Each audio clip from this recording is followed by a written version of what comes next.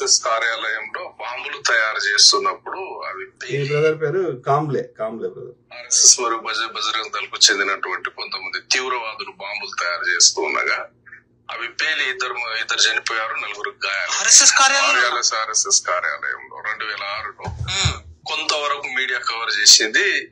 ఏదైతే 2002 నుండి సీరియస్ గా బాంబ్ బ్లాస్టింగ్ జరుగుతున్నప్పుడు మీడియా చేసిన హంగామా ఏదైతే ఉందో 2006లో ఆర్ఎస్ఎస్ కార్యాలయంలో బాంబు పేలుడిని పెద్దగా చూపించలేదు. కొన్ని రోజుల్లో జనం మర్చిపోయినారు. కానీ 29 సెప్టెంబర్ 2009 మాలేగావ్ లో బాంబు పేలుడు జరిగింది.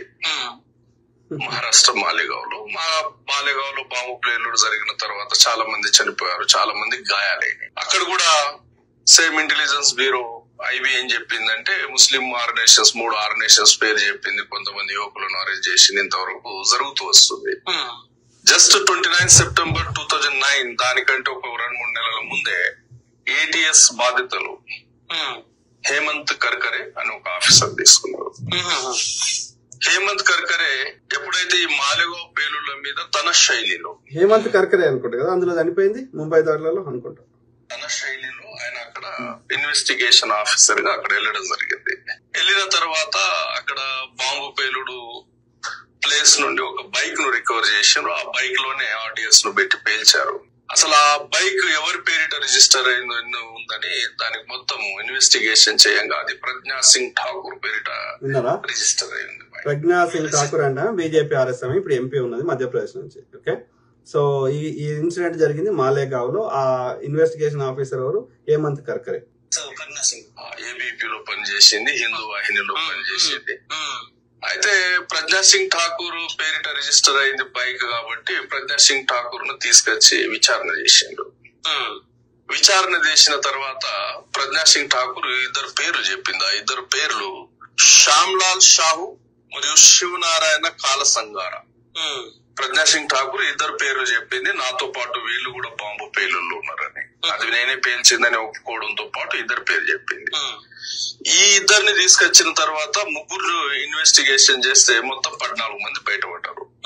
14 మందిలో 11 మందిని అరెస్ట్ చేసిండ్రు. అరెస్ట్ చేసిన తర్వాత ఏం జరిగిందంటే ఈ 3ని ఇది చేసిన తర్వాత ఎవరెవరు బయటపడ్డారంటే కర్నల్ ప్రసాద్ పురోహిత్, ఈయన major army retired military officer. Purohit అంటే బ్రాహ్మణ్, ఓకే, ఆర్య బ్రాహ్మణ్. ఈ బాంబు పేలుడులో భాగం ఉంది, అతను కూడా పాల్గొన్నాడు. అతన్ని అరెస్ట్ ప్రజ్ఞా సింగ్ ఠాకూర్ అంటే ఆమె కూడా బ్రాహ్మణ్. రమేష్ ఉపాధ్యాయ, ఆ తర్వాత జమ్మూకు చెందినటువంటి శారదాపీఠం ఉపాధ్యాయ బ్రాహ్మణ్, ఆర్య బ్రాహ్మణ్ సన్యాసి దయానంద్ పాండే. సమీర్ లాస్ట్ నేమ్ బట్టి అన్ని చెప్పొచ్చు. ద్వివేది, చతుర్వేది, శర్మ, శాస్త్రి, పాండే, ఇవన్నీ ఆర్య బ్రాహ్మణ్. వీళ్ళ పేర్లు బయటకు వచ్చినాయి. మీరు అన్ని బాబాలు, సన్యాసులు వీళ్ళకే అవసరం ఉంటుంది. నేను అదే చెప్తాను, అది వాస్తవం చెప్తాను.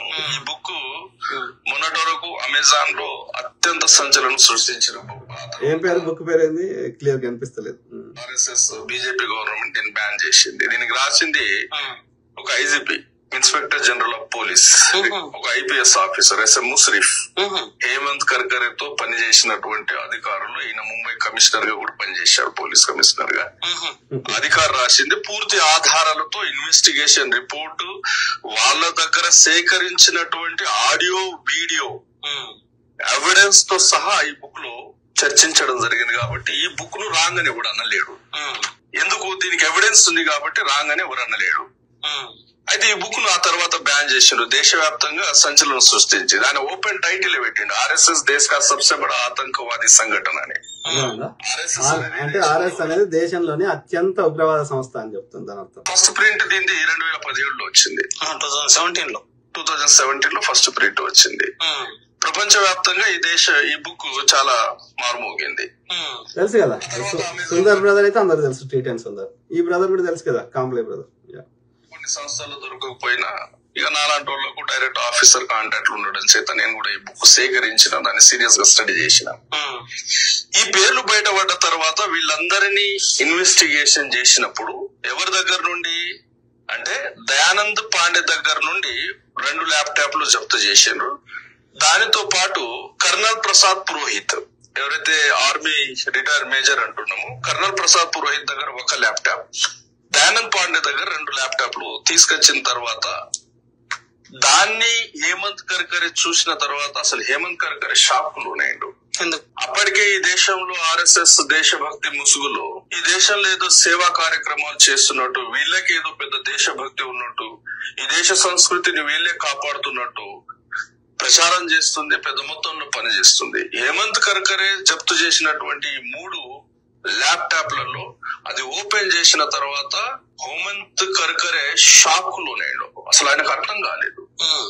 ఆర్ఎస్ఎస్ ఆధ్వర్యంలో నడుస్తున్నటువంటి అభినవ్ భారత్ లాంటి సంస్థలు, ఆర్ఎస్ఎస్ డైరెక్షన్ లో పనిచే అభినవ్ భారత్, బజరంగ్ దళ్ లాంటి సంస్థలు ఈ దేశంలో పేలిన ప్రతి బాంబు కూడా ఆర్ఎస్ఎస్ పేల్చిందని హేమంత్ కర్కరే ఆ 3 ల్యాప్టాప్ లో ఉన్నటువంటి ఇన్ఫర్మేషన్ ను బట్టి నిర్ధారణ చేశాడు. నిర్ధారణ చేయడంతో పాటు ముంబై హైకోర్టులో ఛార్జ్ షీట్ ఫైల్ చేసేటప్పుడు దాంట్లో మొత్తం ఆ 3 ల్యాప్టాప్ లో 40 ఆడియో వీడియోలు ఉన్నాయి. ఆ 40 ఆడియో వీడియోలో 3 ఆడియో మరియు వీడియోలు దాన్ని వర్డ్స్ లో కన్వర్ట్ చేసుకొని ముంబై హైకోర్టు కు సబ్మిట్ కూడా చేయడం జరిగింది చార్జ్ షీట్ లో.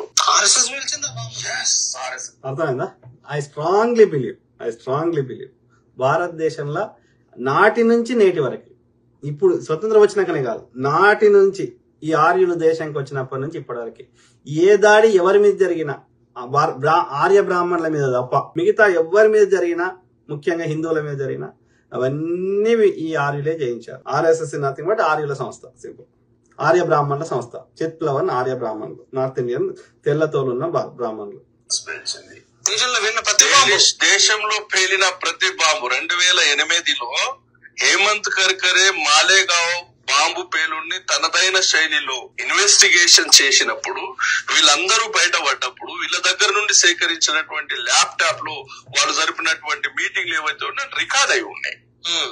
ఆ రికార్డ్ అయిన మీటింగ్స్ ను చూసి హేమంత్ కర్కరే షాక్ అయిపోయాడు. ఈ దేశంలో పేలిన ప్రతి బాంబు కూడా ఆర్ఎస్ఎస్ పేల్చింది. హైదరాబాద్ లో పేలిన బాంబులు ఆర్ఎస్ఎస్ పేల్చింది. అజ్మీర్ లో పేలిన బాంబు ఆర్ఎస్ఎస్ పేల్చింది. మొత్తం ఇన్ఫర్మేషన్ ఆ ల్యాప్టాప్ లో ఉంది. ఆ ల్యాప్టాప్ ను సేకరించాడు, దాన్ని వర్డ్ లో కన్వర్ట్ చేశాడు. ఆ తర్వాత హేమంత్ కర్కరే తీవ్రవాదుల దాడులో హతమయ్యాడు. 2011లో హతమయ్యాడు. ఇంక్లూడింగ్ పాకిస్తాన్, ఇంక్లూడింగ్ చైనా తోటి వీళ్ళే చేయించారని అంట. ఇప్పుడు కూడా చేయించుంటారు. పేరుట ఆర్ఎస్ఎస్ హతం చేసింది అనేది చూడాలా. దాని మీద కూడా ఈ ఆఫీసర్ హూ కిల్డ్ కర్కరే అనే పుస్తకాన్ని రచించడం జరిగింది. దాంట్లో క్లియర్ గా సమాచారం ఇచ్చాడు. ఖచ్చితంగా హేమంత్ కర్కరే తీవ్రవాదుల దాడుల్లో చనిపోలేదు, ఆర్ఎస్ఎస్ వాళ్ళే చంపారు. ఆయన క్లియర్ గా చెప్తున్నాడు. ఆయన అక్కడ వాడినటువంటి బుల్లెట్స్ కావచ్చు, ఫైర్ చేసినటువంటి డైరెక్షన్ కావచ్చు, తీవ్రవాదులు ఉన్నటువంటి డైరెక్షన్ కావచ్చు, అన్ని కోణాల్లో ఆ పుస్తక రచయిత మాజీ పోలీస్ అధికారి చాలా క్లియర్ గా చెప్తున్నాడు. హేమంత్ కర్కరే తీవ్రవాదుల దాడులు హతం కాలేదు, ఆర్ఎస్ఎస్ వాళ్ళే కాల్చి చంపారని కన్క్లూషన్ కి వచ్చాడు హుకిల్ కర్కరేలో. ఎందుకంటే ఎలాంటి ఆధారాలు ఆధారం ఉన్న వాళ్ళని కూడా చంపేస్తారు. హోంశాఖ మంత్రి హిరేన్ పాండ్యన్ ఆయనేమో ముస్లిం కాదు, ఆయన పాకిస్తానోడు కాదు, చైనోడు కాదు. ఆయన జెన్యూన్ ఒక భారత సంతతికి చెందిన వ్యక్తి. దట్ టు బి అతను ఒక బ్రాహ్మణ అధికారి. కులం ప్రస్తావన చేయకూడదు. మేమెప్పుడు యాక్టివిస్టులు మాట్లాడేటప్పుడు బ్రాహ్మణ అనే పేరు వాడతాం. మా పోరాటం బ్రాహ్మణవాదంతో, బ్రాహ్మణులతో కాదు. అందరు చెడ్డ వాళ్ళు అన్నట్లేదు. వాదం చెడ్డది, వాదంతో పోరాటం చేస్తున్నాం. ఆ వాదం చెడ్డ కార్యాలయం అంటే we are fighting with the Brahman ideology, the Brahman supremacy ideology. Okay, so బ్రాహ్మణులు కూడా 1-2% మంచి వాళ్ళు ఉండొచ్చు, వాళ్ళ గురించి మేము మాట్లాడతాం. సో అయితే ఇక్కడ ఓవరాల్ ఆ కాంబ్లే బ్రదర్ చెప్పిన దానిలో మనం గమనించాల్సింది ఏంటంటే, భారతదేశంలో జరిగిన ఇంక్లూడింగ్ చైనా, పాకిస్తాన్ తో జయిస్తుంది ఈ దుర్మార్గులు, ఈ ఆర్యులే.